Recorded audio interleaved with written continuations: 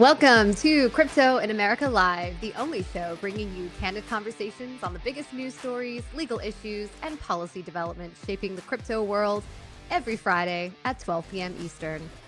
We're going to do a show a little bit differently than we usually do it, and this is our first show back, actually, in the new year. So we're excited to be back. Happy New Happy Year. New Year. It's I'm not still too late. saying it. I don't care. I know. It's January 9th already, though. I mean, people keep saying Happy New Year to me, and I'm like, it's like February. You're What? over it. You're I'm over it. kind of over it. It just went so quickly. Yeah. All right, I won't say it again. Yes, we're banning that term now from now on going forward. But no, like I said, we're going to do the show a little bit differently today. We usually start off by doing headlines, but instead of that, we're going to do a little bit of a look back at the Crypto in America podcast from 2025. We're going to look at our best and favorite moments from some of our top guests last year. And so I guess we're going to kick it off pretty much right away because we're going to have Cody Carbone, our favorite Digital Chambers CEO, friend of the show, come on at the end to talk about Capitol Hill's big crypto week that will be next week. I will be in DC. Daryl will be in DC. Jacqueline will also be in DC. Oh, I'll be in DC. Know. Yeah. She'll be in DC. We're going to be recording an interview with Patrick Witt, the executive director of the White House Crypto Council, on Monday. And we'll be there for the markups as well. So a little preview of that for you guys later on in the show. But for now, let's kick off what I think will be a fun little look back at the year. Let's start off with our first guest. And all the way back in March, guys, can you believe it? Our first guest. Yeah. Yes, our first guest was Hester Peirce, crypto mom, also the leader of the crypto task force, which at the time had just been announced, right? They kind of kicked that off in January, I believe. And we talked to Hester about all things that the SEC crypto task force was going to do. I chose this clip because it was kind of at the end of the interview. We talked about everything that the crypto task force was hoping to do. And this was something that she kind of came out with at the end, that she was a little bit of a prediction. And I feel like we could kind of come back afterwards and maybe say, all right, did they accomplish this in the year 2025? So roll tape. People in crypto don't realize this, but across the board, they're over the recent years, there's been a real concern about the agency doing a lot without listening adequately to the people who are going to have to live with what we do. And so that really is I think the core of what has to change. We need to be listening to people. We need to be deliberate in how we approach things. And I think that's how we can best move forward in a way that best shepherds our resources, but also gets the best results. Nailed that. I feel listened to.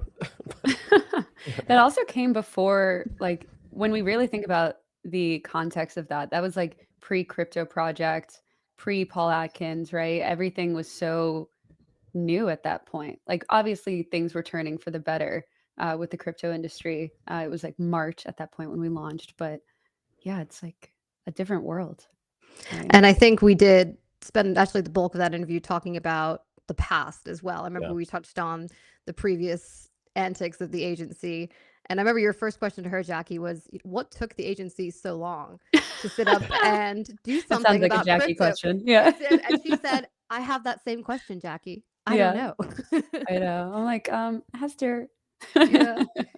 So, yeah. And no, Gerald, you were angling for an invite to one of those crypto roundtables. Do you remember they had those 5 roundtables? I know. Like, Did you end up going, invite. Gerald?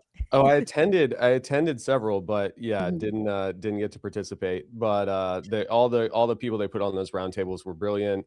I feel like it's crazy.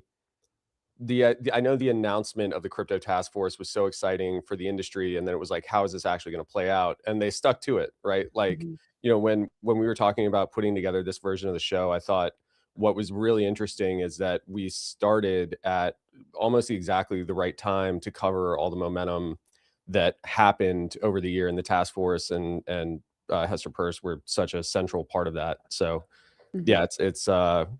it's worked out so far. I mean, we'll see. We got a lot of other stuff that happened over the year to cover, but a great place to kick things off for us and for the industry for the year. Yeah, and they're still going. I think I saw her tweet something last week about how they're hitting the road. They've done that a couple times where they take the task force on the road and they actually go and Roadshow. talk to people in different jurisdictions, like come and talk to us, but not the come Yeah. and talk to us that we heard from the Yeah, where other everyone was running for the SEC. hills. Yeah. Right. Yeah. Exactly. Yeah. Well, the next one is none other than Bo Hines, who is the former executive director of the White House Crypto Council.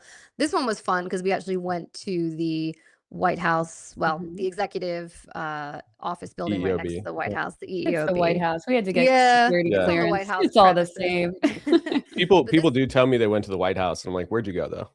And yeah, it's Which building? Yeah. but yeah, that was a great yeah, one. in the White House grounds. Mhm. But that was the day the digital assets report came out. And if everybody watching remembers, that was when all the federal agencies with jurisdictions in crypto came together to give suggestions around how crypto can be made better, basically, Mhm. how the agencies can weigh in and help make crypto better. But we went in to talk to Bo, and this was the day it came out. And he told us a little bit about what was going to be in that report. This was right before the report came out. He gave us a little bit of an inside taste into what was going to be expected later that day. Yeah. Just making sure that we can actually create, a clear set of rules so that industry actors know what they need to do to be, lawful and compliant, and also innovate here in the U.S. And so that was really the objective of this report. Provide a list of recommendations to interagency actors to say, look, this is the most robust and clear regulatory framework that you can possibly have. And to the folks that have gone offshore, our message is, welcome home now. Here you go. This is the best place to do business. We want you to engage with our capital markets. We want you here in the U.S. innovating and thriving and building. And we want you IPOing here. And I think that this is a massive first step to accomplish all of those things. Nice. It's a great tie, I by the know. way. Welcome Bo. If home. you're I think watching, that was, it's a great tie. Yeah. Yeah. But yeah, welcome home. I think we heard that message from everybody, so, sort of throughout the rest of the year, right? Like that became such a big theme for this White House. And correct me if was that 100 days in, or what was it was It right was around about, and it was like a 150-page report. Yeah. And I think something that was funny when Ellie was talking about how right before we got on stage with him to do that recording, I remember he like flashed us like the fact sheet of it all. He's like, but don't say anything, because he knows that Ellie could just go tweet it out and then all of a sudden it's like leaked beyond belief. But I remember him showing us it and we're like, oh, okay, cool. This is what we should talk to him about. Yeah, And so with we just, like got 5 on minutes. stage. Yeah. Yep. Like, okay, so structure. Yeah, great. Yeah. Yeah. And I mean, like Bo's been on the show now, I think 3 times. We had him on when we were at the conference as like a bonus episode. And then we obviously went to the White House, and then we had him on when he transitioned to work with Tether. So I think it's been fun to see his transition through the ranks and through the public to the private sector and everything. And yeah, I mean, Exactly. that conversation was big, right? Yeah. And this was his last sort of big project, I think, before he left to go to Tether. Because I think a few weeks later, the rumors were starting to swirl, right? Because this was the beginning of August. And I remember when we were out in Wyoming for SALT, which was the end of August, was right around the time I broke the news that he was going to Tether at the end of August. So this was really sort of his last sort of big project. Because the Genius Act passed a little before this. So we got to have Bo on to talk about when USAT is coming out, because I think it was supposed to launch in December and that hasn't happened yet. So Yeah. next episode. I want some stats on how many Ellie exclusives there have been. I know. We should have had that. I need the numbers. It's an We Ellie got to start tracking it exclusive. this year. Yeah. Okay. I'll start. And every I'll 10 make that a you do, mental Ellie, note. you get like a special prize. We'll figure it out. Okay. I'm down. It's a good incentive structure. Yeah. Yeah. But I think just so what was really interesting about that moment in time is I think Bo and his counterpart Tyler Williams at Treasury like to talk about like how many meetings they actually took with the industry. Just going back to Commissioner Peirce's comment on like you will be heard. The industry has been heard by everybody. There were so many participants in that digital assets report, and so many people kind of celebrating that culminating moment of like, this is the dialogue that we've been looking to have. There was 0 calls to like, don't regulate us, right? Like all these contributions from the industry were about proposing clear guidelines that we could work with. And so it's been really interesting to see sort of the task force to then go to the involvement of the White House, and then obviously hopefully getting something in market structure. But like it was a really cool moment just for all the people in the room to kind of hold that report in their hand and be like, we have something to show for this. Yeah. Well, let's get on to number 3, which is Patrick McHenry. He is, well, at the time when we recorded this interview, he had just gone to Ondo Finance, I believe, as an advisor, and Andreessen Horowitz too as an advisor. So, but he was the former chairman of the House Financial Services Committee. So he had a great take on where we stood at that time with market structure and with the Genius Act, which I believe hadn't passed at the time yet, but it's an interesting look back to see what his take on market structure now compared to Fit 21, which was his version of market structure during Congress in 2023. So we can break down after the clip. You had a third of House Democratic members vote for Fit 21, the crypto market structure bill last Congress, a third. Significant Democratic members of the House, including multiple Democratic senators now that voted for it last Congress, including former Speaker Pelosi, including the number 2 and 3 Democratic leaders in the House. You had this, and this didn't break down purely on whether or not you're a liberal or a progressive or a moderate. It broke across all those lines, which told you it has something to do with a secondary quality, not ideology, which I think is whether or not you're truly a statist or not. And we have statist Republicans, we have statist Democratic members of the House and Senate. And if you think the only solution is through the state, then you're not for any technology. In fact, you shouldn't be for the internet either. And you shouldn't be for AI either if you think only the government can do these things. So it's a quirky, a weird thing right now, which is what makes it so exciting in public policy, because it breaks across these lines. Breaks across these lines. Well said, McHenry.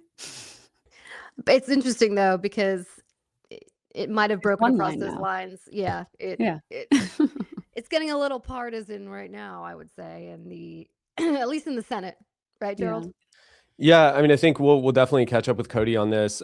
His point about Fit, though, was, I think, impactful just in saying that, like, there's always been bipartisan support for consumer choice and technology, right? And the industry has had to really figure out how to explain these things. I mean, the most recent way you've seen it come up, and we have a great interview with Austin Campbell coming out next week where we talked about a lot of this, but with the Genius stablecoin reward conversation, right? It's like, this is not something that's going to wreck banks. We've gone through these discussions with other types of technology. And so to be able to talk to policymakers about, I like the idea of status. I know there are people who like government intervention, kind of regardless of the circumstances, but to see hopefully more bipartisan support. And there's been a lot of other things that have happened for the industry over the year that have impacted some of the conversations now, but starting out from that point of, look, this is pro-technology, pro-innovation, financial freedom, consumer choices, and then building a basis from there. And obviously so much of Fit made it into clarity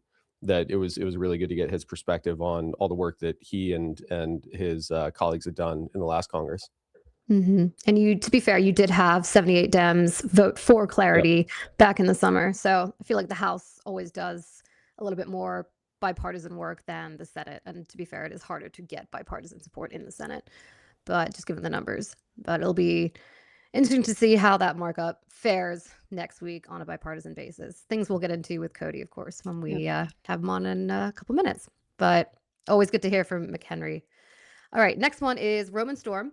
This was a really good interview as well. Very timely because we were the only outlet to exclusive, yes, to get Roman on right before his trial in the summer.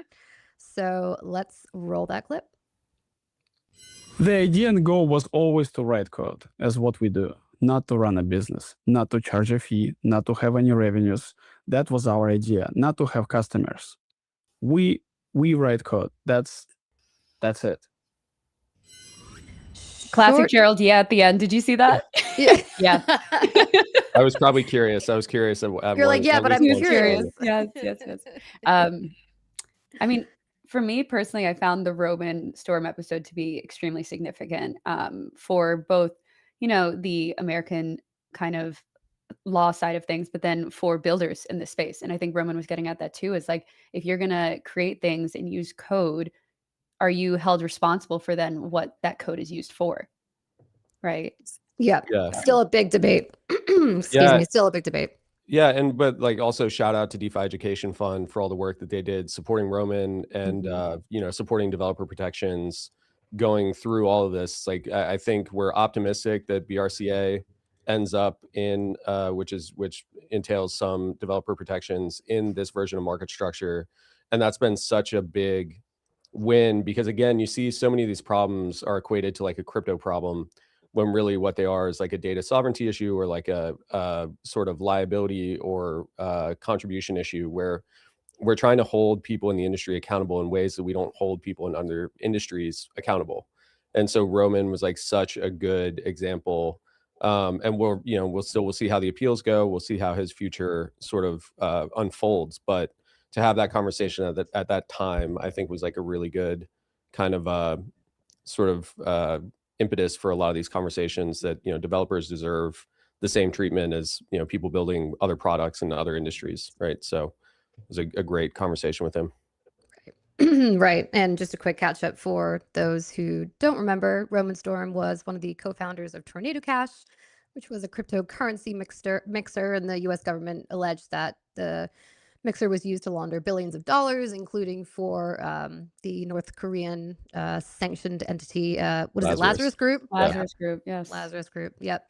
So they still maintain that Tornado Cash is a neutral tool, and they were never meant to transmit money. And I think we're going to get some activity on the appeals, I think in the next couple of weeks or so. But he was found guilty on one count, and then the jury was hung, I believe, on the other two. So we shall see. It will be an interesting year, especially given the debate around DeFi and privacy in market structure. The next one is Jan van Eck, who is the CEO of Van Eck Asset Manager, big Wall Street firm.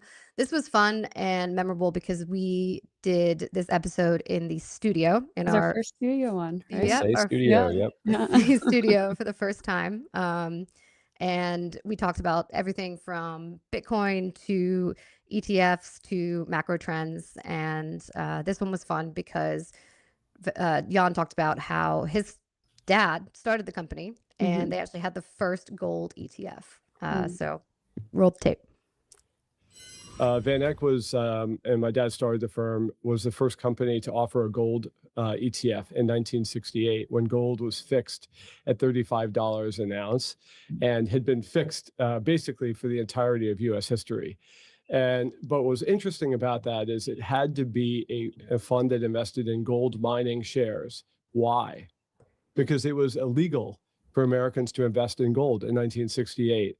And as you recall, that peg became undone in 1971. And even for the next 20 years, the way you invested in gold was gold futures, right? Because there was no ETF. And then the gold bullion ETFs evolved. So I was nervous when I started getting excited about Bitcoin. I was always in the back of my mind, they could make this illegal, right? And so for me, happy as an ETF issuer, of course, then that was legalized in January of last year. It was a big seminal, I'll call it freedom moment. I just can't believe that you couldn't invest in gold. Like it just wasn't allowed. It's crazy. Yeah. I mean, think about how people in 20, 30 years will feel probably the same sentiment towards Bitcoin. Like, what do you mean? Yeah. Yeah. Go ahead. I think for me, this one was pretty cool. Obviously, because we kind of kicked off things at the studio, and it's been really fun to record live, there. So I've really enjoyed getting to do that. But it's also, if you just again like kind of drawing this line through the year, that was the start of like the suits are here, right? Because there were people who launched products previously. You had Grayscale, you had a lot of other companies that were maybe publicly traded, but not a lot of ETF activity.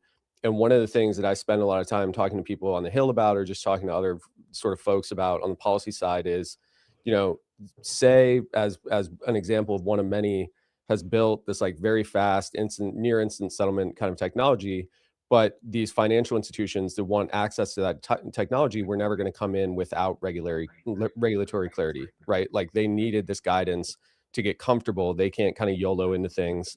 And so having Jan on and talking about, this was sort of like the start of the suits are here to me. And so that was like another really interesting moment for the industry. Yeah, I think it was also something we talked about with him too, was the recovery of the industry, because I know there was interest to launch these ETFs pre or post FTX collapse. And so he talked about how like institutions were kind of, interested, they want to move forward, and then FTX happened, and then it's like they had to go pick up the pieces and then justify why a Bitcoin spot ETF should exist in the US. So it's kind of, again, interesting to see how we have progressed as an industry from not only 2025, but earlier years. And I think also Jan was just like one of our first real real finance heavy guests that we had on, because a lot of our guests were very policy oriented. So it was nice to get that shake up for the show. Yeah. And he talks about the launch of the first Bitcoin ETF in 2024 with the BlackRocks and the first round of the Bitcoin ETFs. And now you saw this week, Morgan Stanley, the first bank to launch or to file for a Bitcoin ETF, but not just a Bitcoin ETF, an Ethereum and a Solana ETF. I think the industry was pretty shocked by that. Yeah. Come on the show, Morgan Stanley. If you're I listening. know. Let's get the Jamie CEO Dimon. on. Let's get. But Jamie's the other one. I know, but yeah, it's all the same to us. They're all the same. Yeah. You're all banks. All right. Well, the next one is someone we recorded with at SALT out in Wyoming, which in my opinion was the best conference I think we all went to this year. That was great. Definitely the funnest one. Quite the accolade. Okay. Yeah. I don't know personally. All right. I'm going to speak I thought for it was a great myself. conference. Sorry. I'm going to speak for myself. And it's fitting, right? So this person is also the senator from Wyoming, Senator Cynthia Lummis. And we had a short but sweet interview with her. And we talked about everything from Wyoming's crypto regulation to the markup for crypto market structure. And I wanted to play this one because I think it just goes to the core of the timeline on this thing is never predictable, right? I think there was a timeline in mind especially for leadership in the Senate Banking Committee. They really wanted to get this thing done. We recorded this in August, and I think the goal for a markup at that point was in the end of September to have this thing on the president's desk by Christmas. And here we are in, almost the second week of January, and we're having a markup next week. So let's roll this tape and we'll discuss after. You will see the Senate Banking Committee work the bill in September before the end of the month. I believe you'll see the Senate Ag Committee work its part of it, the commodities part of it, in October. We will wrap our product around the House Clarity Act in recognition of the fact that they got a pretty robust bipartisan support, and we don't want to just tweak and monkey with their work product very significantly.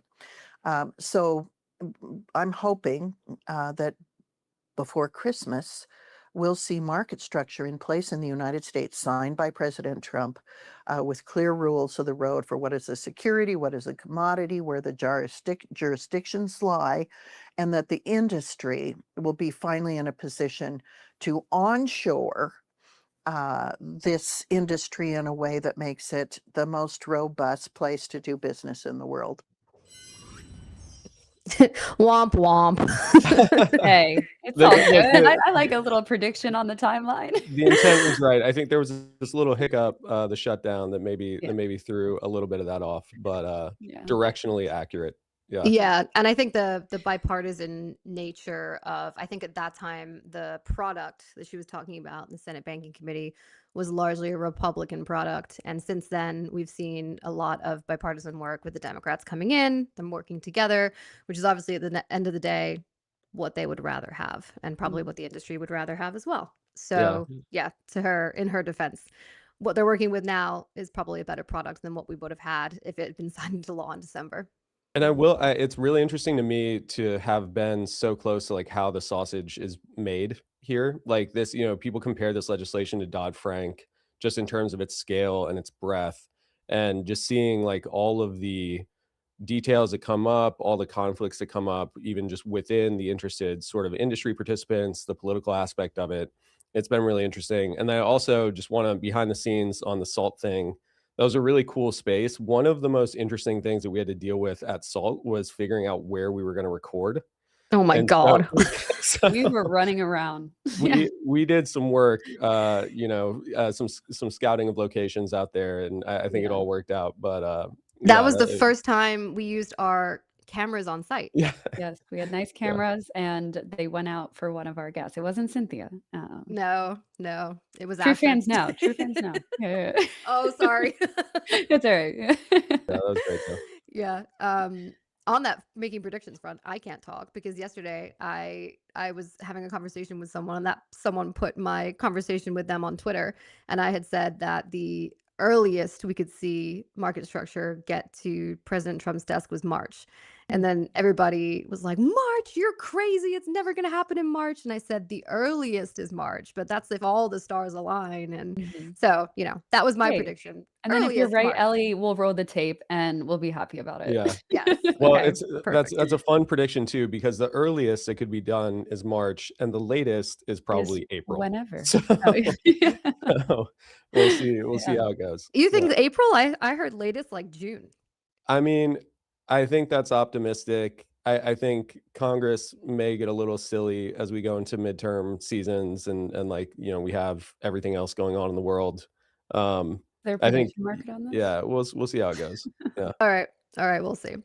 All right, our next one is one of my favorites. So this was our interview with Fed Governor Christopher Waller, and we should be getting a announcement from President Trump maybe next week, maybe the week after, on who he's picked for Fed chair.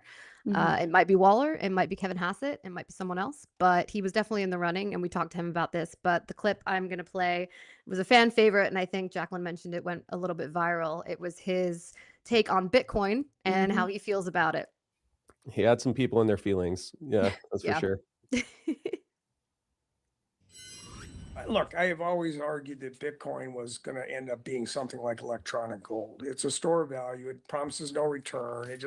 You buy it and hold it for some appreciation. That's exactly what you do with commodities like gold. That's it. There's nothing wrong with it. It has a positive price. It doesn't have any fundamental value. I don't think gold has really any fundamental value either, but. Hey now, hey. You're going to make some jewelry, put it in your teeth. I mean, come on, given that stuff. You're not going to pay $4,000 for that. There's something else. But in economics, we know you can have these type of assets that are belief equilibrium, that I'll pay this because I believe somebody will pay me that later. Even though there's no real, it's just the belief that somebody else would pay you. So that's how I kind of think about gold. That's how I think about Bitcoin. And I don't have any dog in the fight. I don't care. People can hold this stuff. I've made this joke before, but people buy expensive baseball cards, what's the fundamental value of a baseball card? It's a lousy picture on a piece of cardboard. You can't tell me that's really useful for anything. Oof. So many feelings. So many feelings. Are, they have value. Yeah, you said I can't even justify it. I can't even do it. Your follow-up to that was, depends who it is on the card. Yeah, exactly. I still stand by that. I mean, that was like such a interesting take in my opinion. And I know we posted the clip and it did go viral because it's almost like, oh, he's acknowledging Bitcoin as a digital gold, but then he's also like, but it doesn't matter, And so it's like, oh, okay. He also in that interview had some pretty interesting takes on stable coins and like some of the other aspects of the industry that I think maybe he was like not as bullish on. But I think this is also when they were rolling out the skinny master account idea, right? That was that was the big news. Yeah, the big scoop from that, and that's been really interesting to track because I know it's like I think Ellie, you tweeted the other day, like joins the conga line of like people looking for OCC charters. Like it's been really interesting to see that play out and the industry be more recognized, as a I won't use the term qualified custodian because that has other implications, but as like a legit, player in the financial industry, that's continued to play out. So can we just talk about that real quick? So World Liberty did apply for a bank charter, and I believe it was on Wednesday. The timing on that, though, I mean, with the market structure markup next week and all the heartache and heartburn over ethics and trying to get this bill passed. I mean, what are your thoughts on that, Gerald? Like, yeah, I mean, woof. look, The conflict stuff is always going to be, I think, really challenging, and it doesn't just apply to crypto, right? Like this administration has taken a really interesting approach to sort of private industry, whether you look at sort of other cabinet members with interests or family members being involved, that kind of stuff, and it's obviously like a hang up. Like I don't know. I think it'd be really interesting to see if someone can thread the needle there to get bipartisan support on something that is also signable when it hits the president's desk, right? Like we can definitely talk to Cody about that, but Yeah. it's like it's become this sort of like and they kicked it off with the crypto ball dropping of the Trump coin, right? And so it's been really interesting to kind of see the industry's relationship with the White House continue to develop, and yeah, we'll see how that goes. Mhm. Yeah, we'll definitely touch on that with Cody. All right, let's roll ahead to, I think, our most viral interview of last year, which, if you know the XRP army, you won't be surprised. Mr. Brad Garlinghouse, the CEO of Ripple. We talked about a lot of different things in that interview. It was at Ripple Swell, their flagship conference. Let's roll that tape. We talked about Ripple and what they are expecting to do this year. So Ripple wants to be as a treasury management infrastructure player. We now can introduce things like Ripple payments. Ripple payments, some of those go through stablecoins, some of them goes through XRP. And that depends upon corridor, that depends upon currency pair, we want to deliver the best possible product to a customer at the best price. And sometimes that may be a stable coin, sometimes it may not. And frankly, something that's not widely known for your audience. There was a period of time where Ripple was minting in 2023, first part of 2023, Ripple was minting 20% of all USDC. That's because we were doing institutional payment flows and we used USDC. We also used USDT. We also used XRP. I don't look at the world and say, well, we are not XRP maximalists. There's going to be different chains for different solutions and different technologies. I think we have to start, and I mean this when I say we, I mean the whole crypto industry has to start with what problem and for what customer are we solving? Mm-hmm. If we just try to, it's like, hey, I have a technology and I just want to apply it to a customer. It's like, well, a customer doesn't think about it that way. A customer has a problem. How do we apply the right technologies? Yeah. XRP is very scalable, very fast, and very inexpensive on a per transaction basis. That makes it good for some things and probably less good for other things. That's okay. A little mix of things there. I remember I wanted to get him to talk more about price. And the reason being was that XRP was up something like 20% in the last, since the beginning of the year. And CNBC, yeah, well, then it was doing really well, but also this year. And I think CNBC called it the breakout trade of the year. They were like, watch XRP this year. Don't watch Bitcoin. Don't watch Ethereum. Watch XRP. And but Brad by the XRP army. No. Right, exactly. But Brad refused to talk about price in that interview. And he's got a good legal team. There you go. Yeah. And I said, I also try and stay away from talking about price because I'm not a trader. But I think it'll be another probably big year for Ripple. I also saw a headline the other day that said they are doubling down on not IPOing. I don't know about that, though. I feel like they're going to surprise everyone and just announce that they're going to IPO. That's my prediction. I could see that. I could see that happening. I was just thinking, I love just going back and looking at these. I was just thinking about how much we were struggling with the lighting. I was going to talk about that too. I wanted to acknowledge on this and apologize. It was not our fault. The camera kept focusing in and out. Okay. And we are not tech people. And now we have tech people. So we will avoid that next time we have Brad on. That was a great conference though, Swell. And I think it also just, again, to draw a thread through this, it was all suits. There's XRP army, but it was all suits, right? And so just continuing to see that trend and institutional finance become such a big part of this industry.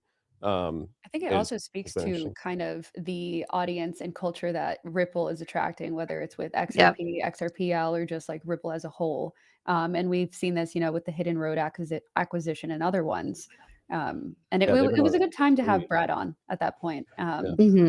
And so I think, I don't know. That was definitely one of the most popular episodes, thanks to the XRP family, as Brad likes to call them. Yeah. Yes.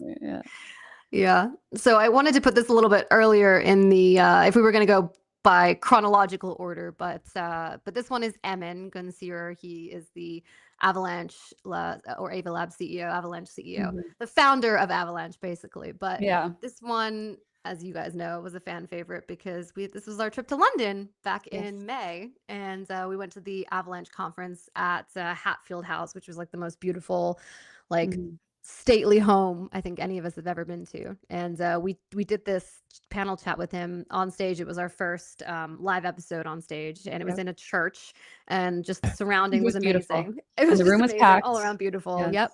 The room was packed, and Emin talked about a lot of great things. He specifically mentioned being debanked by a certain bank. That is what this clip talks about. He talked about other great things too, but you know, he had a great story to tell here. I'll share this. I was debanked personally, and it was an absolutely horrendous experience. Just one day, somebody came in, delivered I'll share this if you want. You just get a letter, and in my case, I got a letter that the bank that I had been using in upstate New York for more than a decade just said, for reasons we don't want to disclose to you, we will never be doing business with you again. Please pay off your mortgage and get out of our establishment. Which bank? I'm not going to name names. Small local bank. Had to ask. So, I'll name names. KeyBank. Just a month before this, they had told me that you're one of our top customers because I was stupid enough to keep the Ava Labs treasury at that bank in full, and you're one of our top customers. We'll do anything for you. Blah blah blah. And then the next thing I know, I have this letter in my hand, and when you receive that thing, I don't know what your reaction would be. Mine was, I don't understand what's happening. And perhaps I ended up on some list. And the only list I could think of was OFAC. Who's heard of OFAC? I don't know how many people have looked the names up. I figured maybe my name sounds like somebody on OFAC. I looked through the OFAC list, and it's all like, it's all ISIS over there. It was just ISIS. I was like, oh my God, like if I ended up on this list, we're so screwed. Like, I don't know how to get out of it. There's no recourse. And anyway, long story short, I took my money out, I paid off the mortgage immediately, and I was like, okay, this is ridiculous. And I found another bank because, just a week ago, I was in JP Morgan's offices talking about blockchain. So they knew me, and Chase was nice enough to take me on. Funny about that, because JP Morgan was a big debanker too. I know, with Jack Mallers, right? Yeah. I think the takeaway here is like they're all kind of playing the same game. It's just a whack-a-mole thing, and if you're the one that gets hit, it's just it's such a black box. Like, it's so arbitrary. I know everybody we've talked to who's gone through these experiences is like, maybe it was because of crypto. There's people who've speculated maybe it's like my political views, and it's really. It's kind of interesting that our industry would get criticized for like a lack of transparency when it's all kind of out there on chain, and then you have banks being like, no, we just don't like you anymore, and we'll see you later. Yeah, I love that we got him to say the bank. He was like, I'm not saying it, and then you're, come on, and I was like, oh, is it a small bank? He goes, all right, it's KeyBank. And then I think something else that we didn't roll the clip on this, but that stood out to me from this was that I remember him talking about how Ava Labs operated in the US throughout this whole period. And something that we heard before we got on stage was that essentially it wasn't limiting, but it was like they only could operate within the frameworks that existed in the US, which, as we know, is very scarce, to say the least, for the front of like blockchains and crypto projects. And I mean, Gerald, you know this, you're a lawyer. You were probably like shooting things down all the time in the past. Like, you can't do this, you can't do this, you can't do this, right? Yeah. And like, so the fact that, they were able to build what they built within those constraints is impressive, yes, but it's also like, imagine what they could have done if we did have proper laws in place over the past couple of years. And not just them, but so many projects. Right? Yeah. I think what's made it really hard too, just talking about like the whack-a-mole issues, is without regulatory clarity, there is this just enormous gray area, right? And so some projects push forward on things, some projects more conservative, and it's always just without those lines, it's always really hard to assess like a risk. And so it makes those complications like way more, those conversations way more complicated. And yeah, it's exciting to see, people building interesting stuff like very quickly, right? I know we're talking about tokenized equities are slow to pick up on like distribution and volume, but we're seeing those products launched all the time now, just with a little bit of clarity from the SEC and a little bit of emphasis on what the rules should be. You know, seeing the ETFs come out, seeing all the stablecoin, like maybe not sort of consumer level adoption yet, but there's all kinds of settlements happening in stablecoins now that we have clarity from Genius. So like, yeah, it would be interesting to see if we didn't have the FTX sort of hangover that we talked about earlier on the show, and then also just if we had regulatory certainty that the industry was asking for, like how further ahead would we be if we were able to just look at the rules, you know? 100%. Yeah. And something else I like about Emmett is he's not, he really is sort of this like old school He's an academic. He's a professor. An academic, tech professor guy, at Cornell smart University. mad genius, and Totally. and the best way possible. Okay. Yeah. He's like mad scientist, but like Mad in the best way scientist. possible. That's what it is. Thank you. Yeah. And also, I feel like we have to say this, but they are a sponsor of the show, and we appreciate them. That's not why we put them on this list. Though. That's not why we put them on this. Yeah. But yeah. All right. Well, to round out our top 10 of the year, we are going to play let's say she was our penultimate episode because Greg Exathalis was our last one of the year. But we did have former CFTC acting chair, now chief legal officer and chief operating officer at MoonPay, Caroline Pham, on the show. And we had a great episode with her. Talked about everything under the sun. And I chose this one because it was kind of a prediction. She talked about how 2026 was going to be the year of institutional adoption. I think she's not the only one to say that. That seems to be a pretty solidified theme.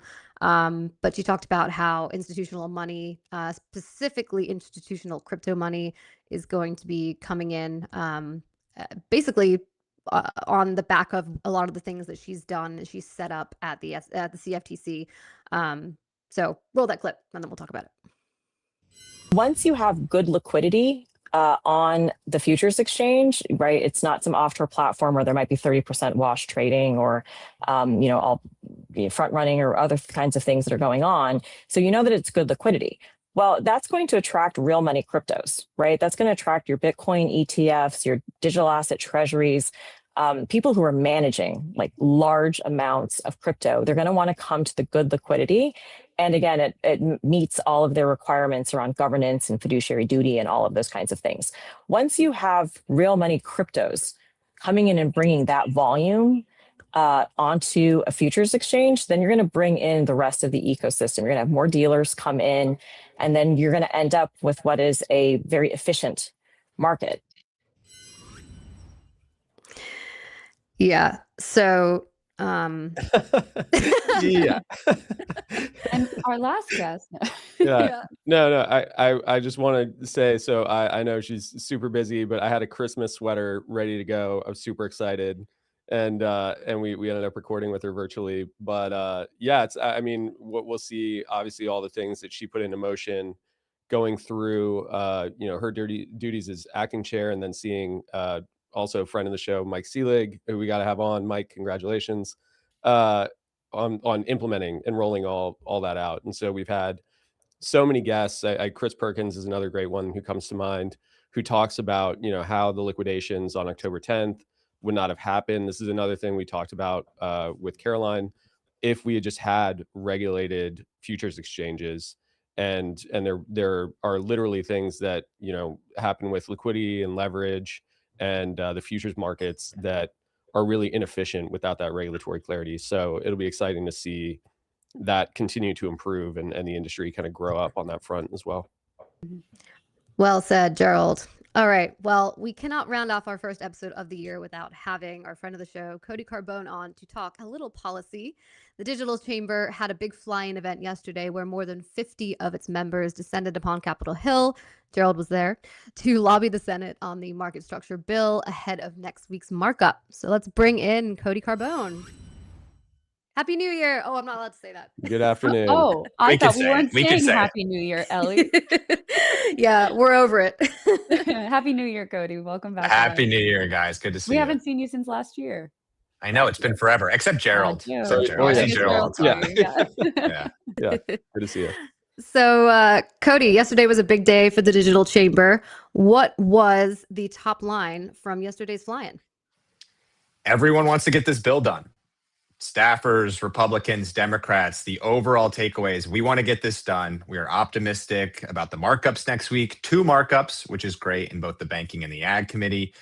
And I've never seen folks so motivated on Capitol Hill. It was truly remarkable. While we were still going through the nitty gritty of the text, and yes, everyone out there, I'm sure every listener wants to see the text as badly as I do. Everyone wants to get it done. So everyone is supportive of the process. Now let's get into the substantive details. But that was the overall takeaway. It's almost there. We're on the 5-yard line to getting this bill done. And next week is going to be a huge step in the process to hopefully get enactment this quarter by March, April. Yeah. So Cody, great job, and great job to Taylor Barr and all the chamber staff for putting together that fly-in yesterday. I know you and I had a couple conversations, and I had a couple conversations with other members throughout the day coming out of those meetings. It seems like there's a few kind of like last mile things, right? Yeah. That we're going to have to figure out. And so it sounds like your prediction on the Jan 15th markup is going to hopefully hold up. But what do you see as those like last mile issues that we're still kind of figuring out, maybe member to member at this point, since we're like at this stage? The biggest by far is stable coins, which is awful, I'm sure, for the listeners being like, wait, we're relitigating the Genius Act now? But it is. It is the interest rewards loophole, as people call it. It is the top issue for so many Democrats. They are hearing about it furiously from the bank lobby, and it has really resonated, and not only with Democrats, with Republicans as well. It will be addressed in this bill. That is the next 5 yards to finally getting this bill done. They're working on a solution. It is being led right now on the Democratic side by Senator Angela Alsobrooks from Maryland. She has draft text out there. She is working with Republicans to find that solution. But that is the biggest holdup to getting this bill done and moving forward. In addition to that, there are some other issues you mentioned, Gerald. DeFi as it relates to illicit finance. How are you going to regulate it? What is Treasury's role in DeFi, as well as developer protections from securities regulations, as well as from the Commodity Exchange Act? That's huge, but they're getting closer there. They've had hours of conversations over the holiday break and New Year on DeFi. And then I would say the last biggest issue is everyone's favorite issue, conflicts of interest. What is the president's involvement? What is the president's family's involvement in digital assets? That is the White House negotiating directly with Senate Democrats. It's being led by Senator Adam Schiff. So there is some partisan politics here at play. I have no idea how that's going to get resolved. Frankly, we focused on the substance, as you know, yesterday, Gerald. That's going to be up to the White House, how they resolve that. But those are the biggest issues. If we can get stable coins done and the rewards issue done, I think this bill moves pretty quickly over the next few weeks. Mm-hmm. On the front of the stablecoin issue, you mentioned that banks are coming into the conversation, and I could imagine some of the things that they may be saying. But have you heard from the people that have spoken to them what the banks are actually saying on this front and what they want done? It's shocking that all of a sudden stablecoin rewards are going to kill all the community banks in the entire country. I can't believe that, but that is the alarm that has been raised on almost Capitol Hill. Unbelievable. It is almost unbelievable that all of a sudden community banks would cease to exist because stablecoin rewards are out there. That's what they've been going to all the Senate offices and telling them. To their credit, the lobbying has worked extremely well. It has resonated, again, with both Democrats and Republicans. It's a bipartisan issue now to address this. They're terrified of deposit flight. They think competition here from stablecoin rewards will lead to that deposit flight out of all of the banks into the stablecoin ecosystem. There's been really good studies. I think Paradigm put one out a few weeks ago on how that's just not true, and that likely wouldn't happen. But we're at a point now where we're going to have to address it. So that's the next little bit here to get this bill done. Cody, you mentioned March and April. How much of a timeline do you think the House will need when the bill gets inevitably out of the Senate? Do you think because the Clarity Act has sort of been reworked by the Senate, it's not the same product that was given to the Senate from the House from the summer? Do you think it can pass quickly through the House and then on to President Trump's desk, or are there going to be major changes made at the House level before we see it move on? I think ultimately it will pass pretty quickly. I think if you ask a House member right now how they feel about that, they would be very angry and disappointed because they put so much time into clarity. But if you just look at what happened with the stablecoin legislation, if you remember, the Genius Act was a Senate product, but the House had the Stable Act. And the House was working on a stablecoin bill simultaneously and was putting a lot of time and effort in. But what ultimately happened is the Senate passed the Genius Act, and then the Senate said, House, you're going to take this whether you like it or not. I don't care about all this effort you put in. And the White House told them the same thing because one could pass the Senate with 60 votes. So as much time and effort for years, and the House has had incredible leadership on market structure, and they passed the Clarity Act with 100 Democratic votes. Whatever passes the Senate is likely to be the bill. The House may yell and scream for a little bit, and rightfully so. I would be annoyed if I were them as well. But I imagine that if they can get to 60 on whatever we're going to call it in the Senate, if it's responsible financial innovation or Clarity 2.0, that is going to be what passes the House. And they're going to take it up with a little bit of screaming and yelling, but they'll pass it and send it to the president. Yeah. So, Cody, I know one of the biggest changes from the House language to the Senate language is the replacement of this decentralization test with the network token, the sort of taxonomy introduced. And I think most tokens for layer one or sort of permissionless protocols will probably fit into this network token bucket. Yeah. But then talking to other members yesterday, there's this like all squares are rectangles, but not all rectangles are squares. And so there's this ancillary asset twist that's been introduced that I think freaked a lot in the industry out. How do you see that playing out like in practice? And then also as the House takes it back up, do you think they might push back against that, or that's like just a better solution? Where do you see that conversation going? I think the House will push back, but again, ultimately, I think any bill that passes the Senate with 60, they will get rolled over and that'll be law. What's terrifying to industry members, and you mentioned it's really wonky. Your network token, you have to go right to the CFTC, but you can be an ancillary asset, which is a network token, but it's a network token that has some entrepreneurial or managerial aspects or factors, and then you have some disclosures with the SEC. The biggest fear for industry is that we are going to be creating something under this network token test that looks a lot like the last 4 years under Gary Gensler, where the SEC is the front door and every single token issuer is going to have to go to the SEC to get permission to say that they are not a security. That is not sustainable. Clarity fixed that with their sufficiently decentralized test. I think that's what scares a lot of people about the ancillary asset test and the network token test. So TBD, I'm hoping that the language that comes out in the markup next week provides more clarity, for lack of a better word, and we see that test fixed. Yeah, it's going to be interesting to see that rush to the front door that you kind of alluded to. I know for pre-existing projects, there's some assuaging of those fears that you'll kind of be grandfathered in, or you'll kind of fit that test. But then obviously this does, as you pointed out, push everybody to go talk to the SEC like ASAP. Yep. When do you anticipate that the CFTC is kind of ready under new chair Seelig to actually deal with like all the handoffs that are also going to be a product of this, right? Like there's no way that the SEC has this rest through the front door. Hopefully everybody kind of gets in and then we see where things are in 2028. But then also the CFTC is now being tasked with a whole lot of new commodity oversight. Like how do you see that going for the agencies? In a perfect world, and I think what we would all want is that the CFTC is actually the front door under this bill. Again, whether that can happen, it doesn't seem like it right now with what the Senate is proposing, but that would be the ultimate goal.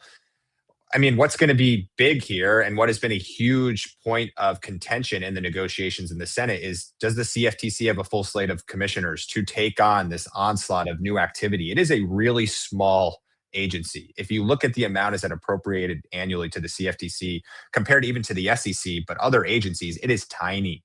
This is small. They don't have an office near Capitol Hill. They're way down in Foggy Bottom, where it's a very nondescript office where you wouldn't even know you're walking past the CFTC.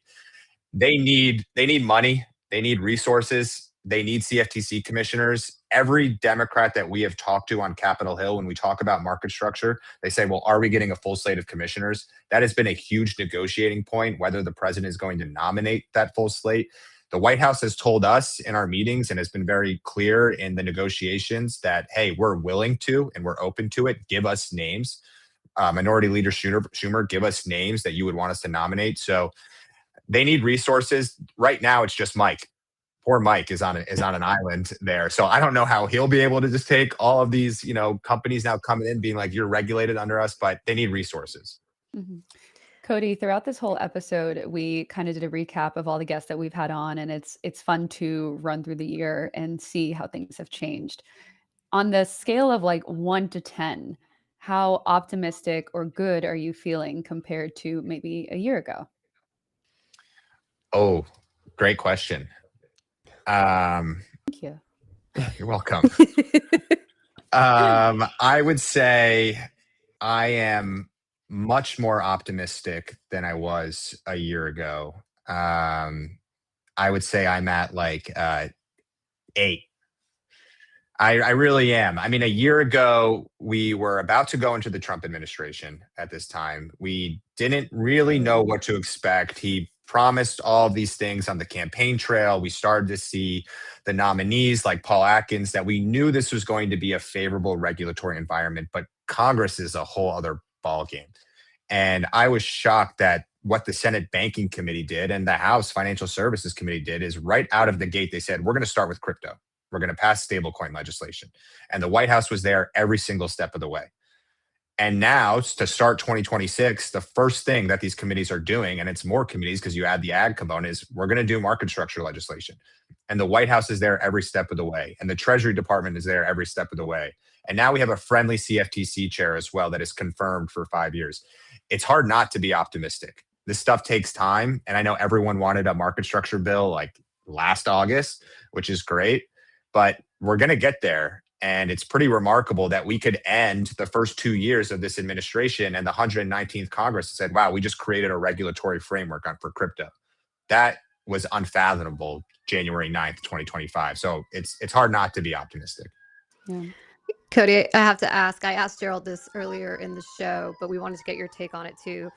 So earlier in the week, we saw the Trump family, Eric and Don Jr.'s World Liberty Financial apply for a bank charter with the OCC. Have you heard, being on Capitol Hill this week, has that come up in any conflicts of interest or ethics conversations with the Democrats? I know like a couple, it was last year, but with the like during negotiations for market structure, like CZ was pardoned. Like there always seems to be like something, I feel like, with the Trump administration that comes out before an important event in the Senate or in the House, like for, crypto.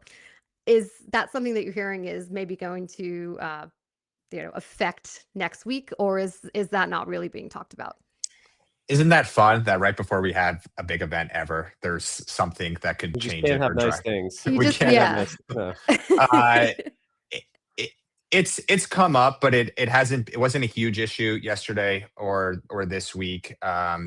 Conflict of interest has been a top issue this whole time. And so it's another factor that Democrats will use is, hey, we need to address this. But again, they're negotiating directly with the White House. The White House position has been very clear and super transparent over the last year. Like the president's sons are private citizens. Let them engage with whatever business opportunities they want. The president has some constitutional protections.